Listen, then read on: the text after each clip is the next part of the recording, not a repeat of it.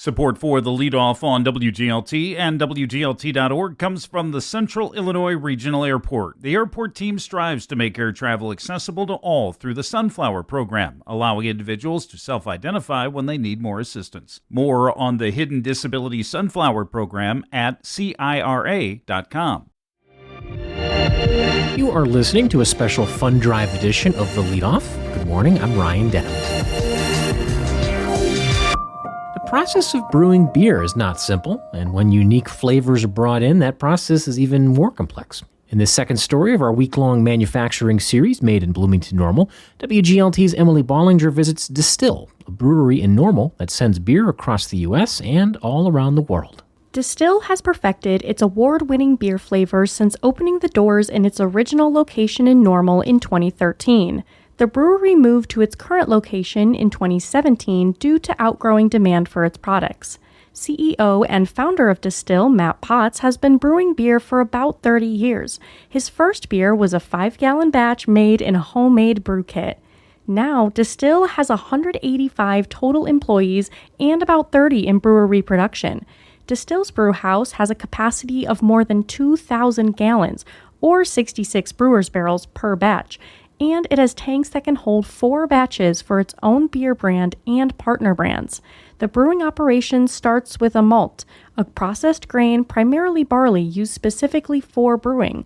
The majority of the color in beer comes from the type of malt used. Here's Potts. It's more than just the color. You'll also get flavors of chocolate, coffee flavors, etc., depending on how much you use. Distill has lots of specialty malts for its unique craft beers and partner brands, everything from a lighter caramel malt to a roasted barley. If you think of an analogy, it would be like what grape is to wine, barley is to beer, because that is ultimately our sugar source. Potts says, in his opinion, brewing is more complicated than winemaking. Because we're not just taking a grape, squishing the juice out of it, introducing a yeast, and fermenting it. We actually have to convert the starches in barley into fermentable sugars, and we also have so many variables in terms of the types of malts. There is nearly an endless amount of combinations for what can be done with barley alone. We're not afraid to push the limits in beer flavor, aroma. When they select a malt, it's brought through the mill room. Prepared malted grain is pulled from silos into the mill room at 120 pounds per minute.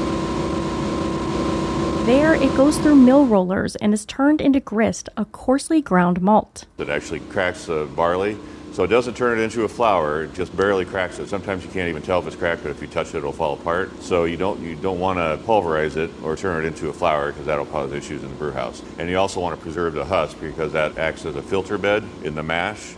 The grist that's made in the mill room gets mixed with hot water into a mash tun. The mash tun can hold up to 6,000 pounds of the water and grist concoction, known as a mash. Once that process is completed and the mash is tested, a false bottom filter separates wort, essentially sugar water, from the grain. The wort gets pumped over to a brew kettle and then gets sterilized by being brought to a boil before yeast is added. This is where the hops are added as well. All those nice hop aromas are going to go out with the steam, so there's other hops you add later on in the boil. Flavor hops are added with only a few minutes left in the boil, or even after the heat is turned off. So like our Deadhead IPA series, those will have a lot of hops in them, especially the hazy IPAs. They're not as bitter, so we don't add as many bittering hops. The final product is cooled and sent to the fermenter. The process of fermentation is to create alcohol in the beer. Distill uses several sizes of fermenters for the different volumes of beer it has to produce. The tanks are measured in how many barrels of liquid they can hold. Keeps us pretty versatile to have smaller 30-barrel tanks, 60s, 120s, 240s, even all the way down to 10 for some pilot batches that we do, and beer hall exclusive beers. Distill produces close to 35,000 brewer's barrels per year and just finished expanding fermentation capacity earlier this year to over 75,000 brewer's barrels per year. Beyond Distill's own brand of beer, a large part of its business is contract work for other beer brands.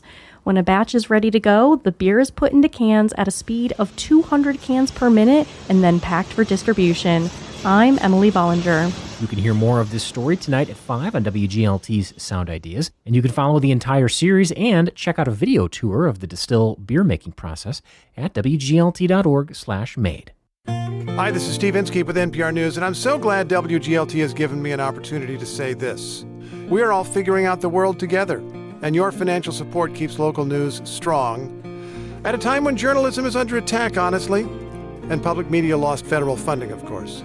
But people who use this service have always been the largest single source of support for this service, so it goes on as long as you want it to. Stand with a free press when you donate at WGLT.org.